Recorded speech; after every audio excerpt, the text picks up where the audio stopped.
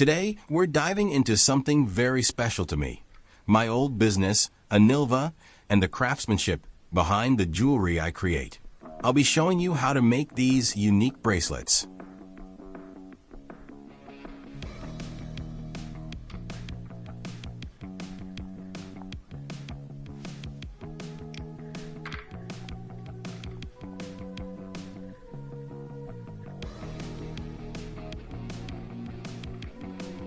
Let's begin with the materials I use. Here are the beads, both flat and round, and the thread that ties it all together.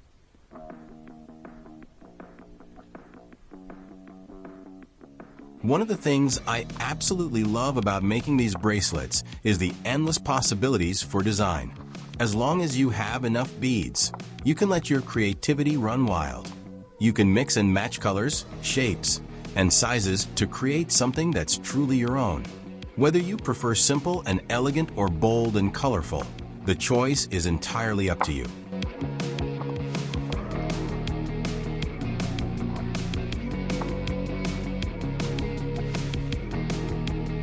The first step is cutting the thread to the right length and preparing it for knotting.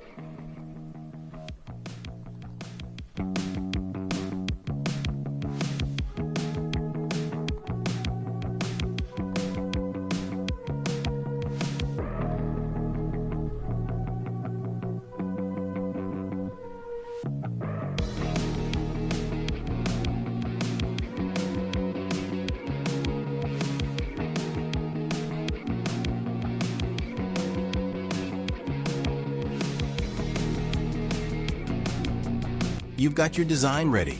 So now it's time to string the beads in the right order. This step is where your vision starts coming to life. Take your time to make sure everything is lined up just the way you imagined it.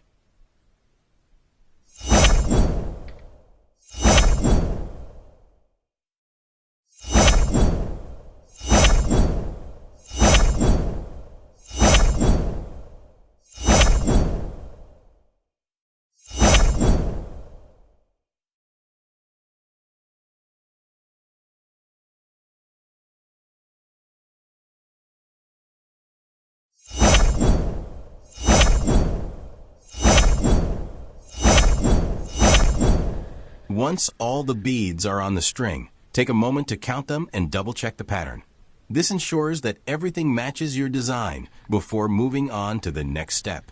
It's always worth taking that extra moment to make sure it's just right. My knotting frame is super simple, just 2 pieces of wood screwed together, with a hook on each end. It doesn't have to be fancy to get the job done. The most important thing is to make sure the bracelet is stretched tightly on the frame. When it's properly secured, the knots will be more even, and the final result will look much better.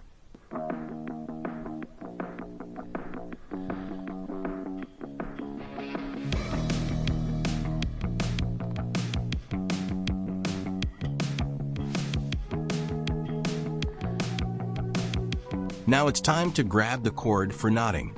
It's really important not to cut it too short. If you run out of cord before finishing, you'll have to start the entire bracelet over. It's much better to have some extra length on each side. You can always use the leftover cord to create the clasp at the end. A little planning here saves a lot of frustration later.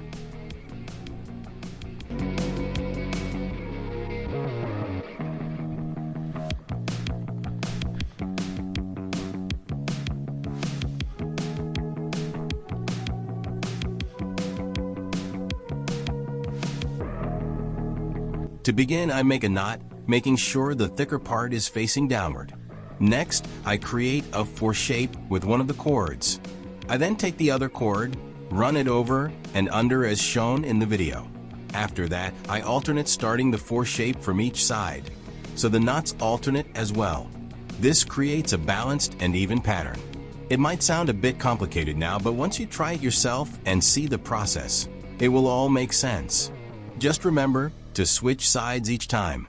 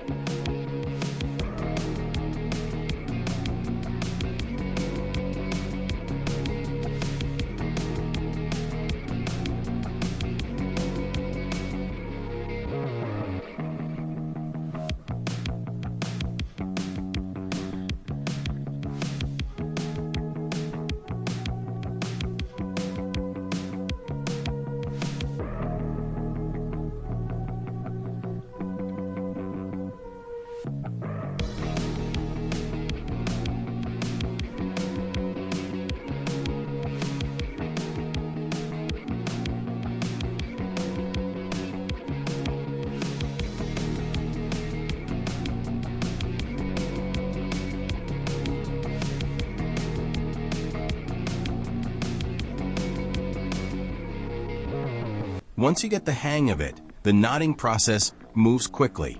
At this stage, it's important to make sure the cord lies directly on top of each bead as you tighten the knot. If the cord isn't aligned properly, the final result won't look as neat and polished. Take your time to ensure everything stays in place as you go.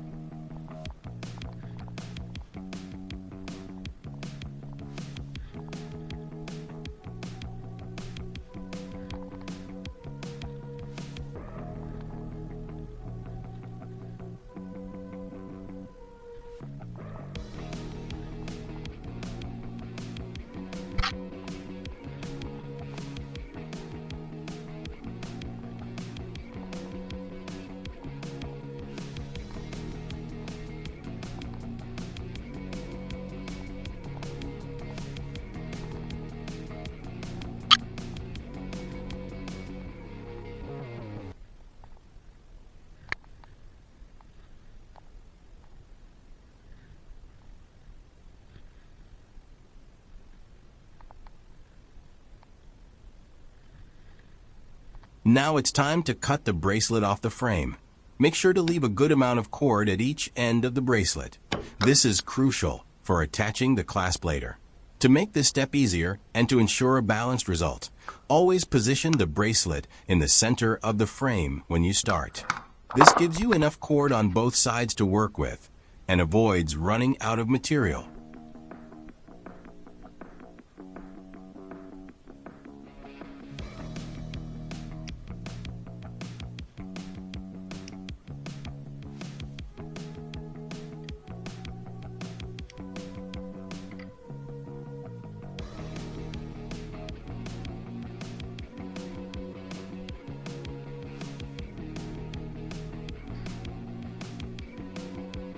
Now, I'm attaching the clasp, but it's worth mentioning that you can also make the bracelet without a clasp.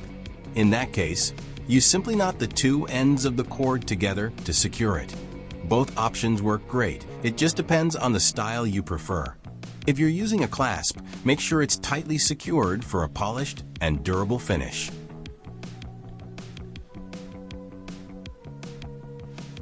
I've created a simple holder that lets me knot the bracelet on my own. It keeps everything secure and makes the process easier. However, you can also ask someone to help by holding the bracelet steady while you knot. In this clip, I'll show you how it works with a helper, so you can choose the method that suits you best. I've made a simple holder so I can knot the bracelet on my own, but you can also ask a friend, partner, or even a neighbor to help hold it steady. And hey, if you don't have any of those handy, you're welcome to borrow my wife. She's great at holding bracelets for knotting.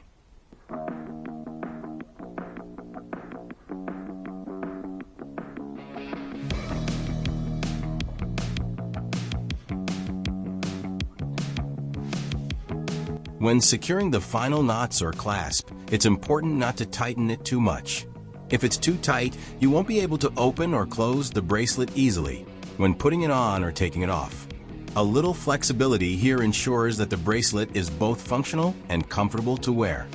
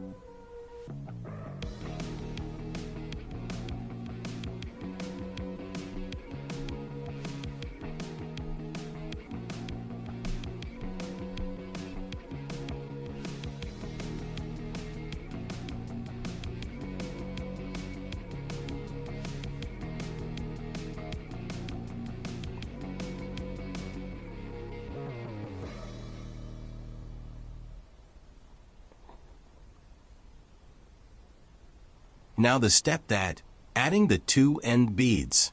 These beads are essential for adjusting the bracelet, as they make it easy to tighten or loosen it when putting it on or taking it off.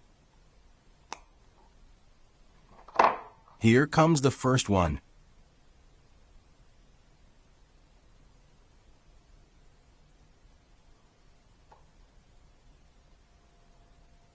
I have made a medium-sized bracelet, which means there should be 3.5 centimeters of free string.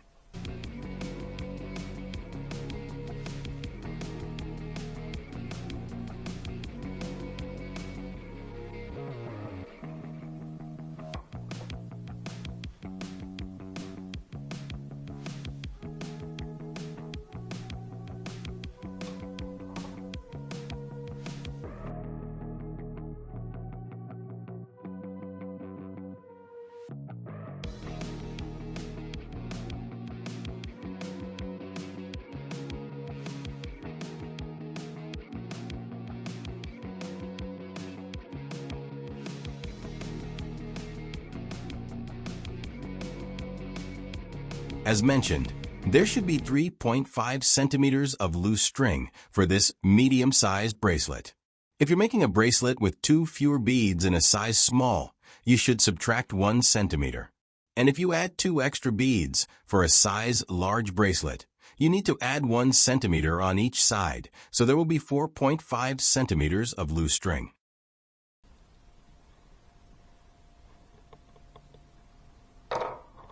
It's important to tighten the knot well so it's ready to be burned shortly. If it's not tightened properly, it will come undone after being burned. Be very careful not to apply too much heat, as the knot might come undone. The heat should only slightly melt the thread.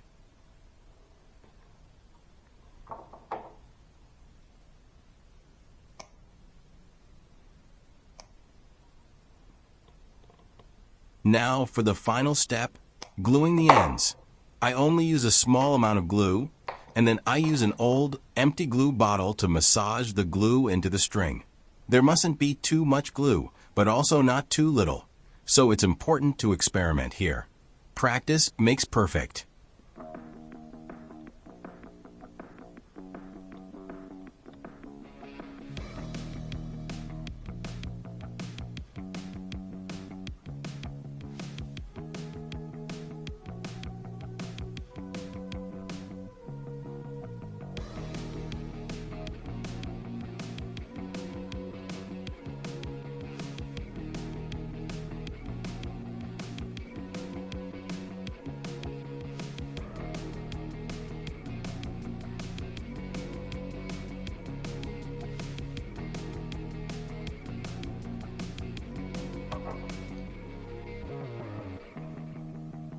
Thank you for watching. If you have any questions, feel free to write them in the comment section. I hope you found the video helpful and feel inspired to start your own jewelry projects. I wish you the best of luck.